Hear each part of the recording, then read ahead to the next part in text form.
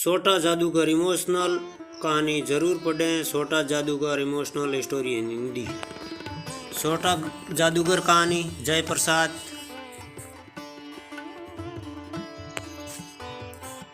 यह कहानी जय शंकर प्रसाद द्वारा लिखा गया है, जो एक महान नाटककार, उपन्यासकार तथा कहानीकार भी थे। प्रस्तुत कहानी में उन्होंने छोटे से बालक का वर्णन किया है, जो कर्तव्य बोध होने पर अपने पैरों पर खड़ा होकर अपने परिवार की मदद करता है। दिल को छू लेने वाली कहानी है।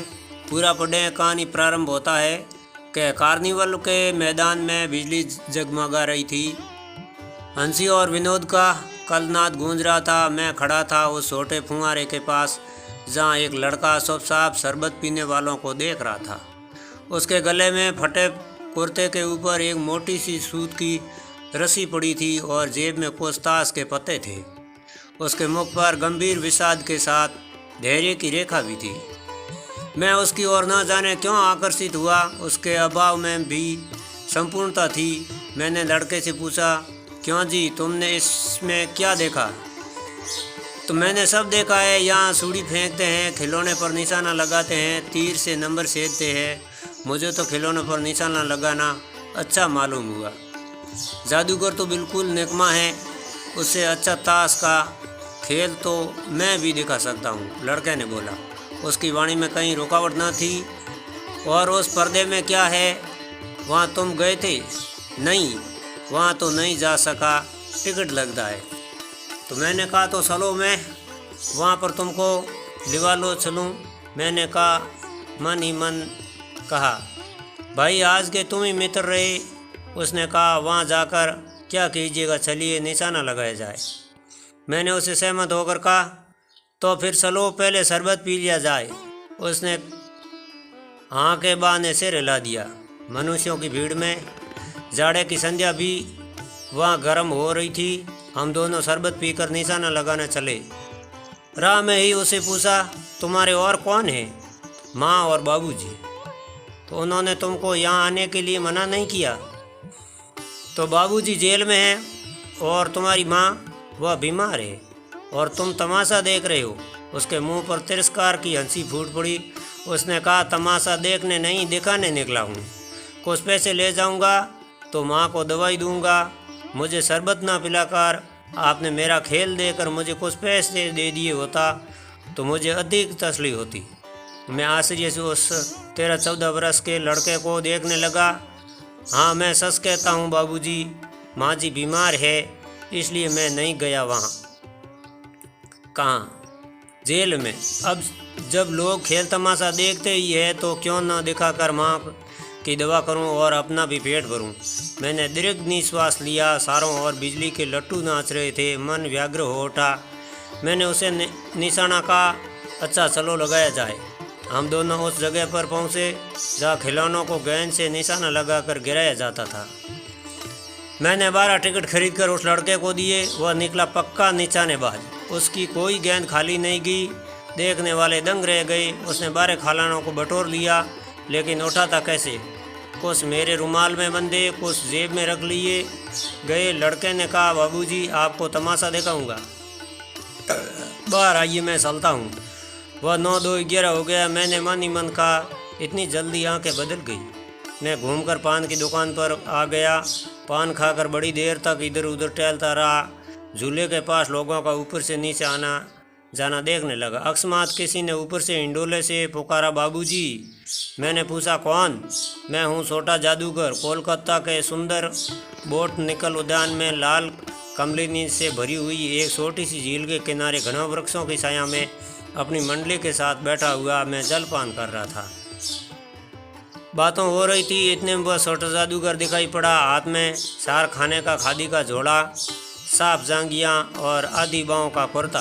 सिर पर मेरा रुमाल सूत की रस्सी से बंधा हुआ था। मस्तानी साल से झूमता हुआ आकर कहने लगा, बाबूजी नमस्ते। आज कहिए तो खेल दिखाऊं?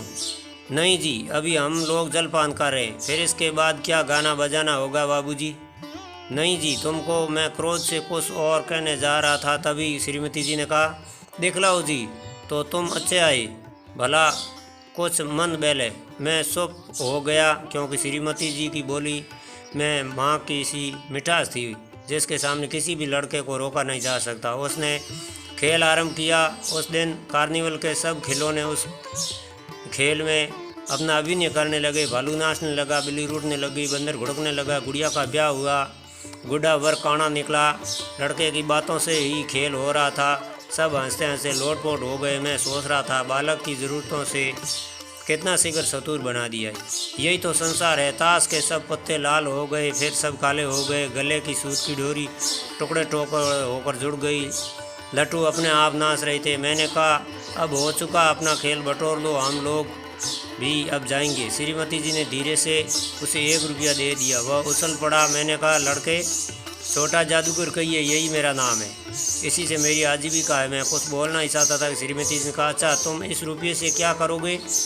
पहले भरपेट पकौड़ी खाऊंगा, फिर एक सूती कंबल लूँगा। मेरा क्रोध अब लौट आया। मैं अपने पर बहुत क्रोध होकर सोचने लगा कि कितना स्वार्थी हूँ मैं भी। उसके 1 रुपये पाने पर भी मैं ऐश्वर्य करने लगा था ना। अब वह नमस्कार करके चला गया। हम लोग लता को देखने चले गए। वो छोटे से बनावटी जंगल में संध्या साय करने लगे थे कि डूबते हुए सूरज की अंतिम किरण पेड़ों की पत्तियों की विदाई ले रही थी। चारों और सुनसान धीरे धीरे मोटर से हावड़ा की ओर जा रहे थे। रह रह कर छोटा जादूगर स्मरण हो रहा था। सचमुच वह एक झोंपड़ी के पास कंबल कंधे पर डाले खड़ा था। मैंने मोटर रोककर उसे पूछा, तुम यहाँ कहाँ? मेरी माँ यहीं है ना? अब उसे अस्पताल वालों ने निकाल दिया है। मैं उतर गया। उस झोंपड़ी में देखा तो एक स्त्री चितड़ों से लदी हुई कांप रही थी। छोटे जादूगर ने कंबल ऊपर डालकर उसके शरीर से लिपटते हुए कहा, माँ, मेरी आंखों से आंसू निकल पड़े। बड़े दिन की छुट्टी बीत चली थी। मुझे अपने ऑफिस से समय पहुंचना था। कोलकाता से मन उब गया था, तो फिर भी चलते चलते एक बार उसको देखने की इच्छा हुई। साथ ही साथ जादूगर की दिखाई पड़ जाता था। मैं उस दिन अकेले ही चल पड़ा। जल्द लौट आना था। 10 बज चुके थे। मैंने देखा कि एक साफ धूप में सड़क के किनारे एक कपड़े पर छोटे जादूगर का रंगमंच सजा था। मोटर रोककर उतर पड़ा। वहाँ बिल्ली रूठी हुई थी। भालू बनाने चला था। ब्याह की तैयारी पर सब होते हुए भी जादूगर की वाणी में वह प्रसन्नता की तरी नहीं थी। जब वो औरों को हंसाने की चेष्टा करता तब समय काँप रहा था, मानो सारों रोएं आखिरी से देख रहा हो। खेल समाप्त हो जाने पर पैसा बटोर कर उसने भीड़ में मुझे देखा। जब एक क्षण भर के लिए स्फूर्तिमान हो गया। मैंने उसकी पीठ थपथपाते हुए पूछा, आज तुम्हारा खेल जमा क्यों नहीं? माँ ने कहा है कि आज तुरंत चले आना, मेरी घड़ी समीप है, अविचल भाव से उसने कहा। तब भी तुम खेल दिखाने चले गए। मैंने उस क्रोध से कहा, मनुष्य के सुख दुख का माप अपना ये साधन तो है, उसी के हिसाब से वह तुलना करता है।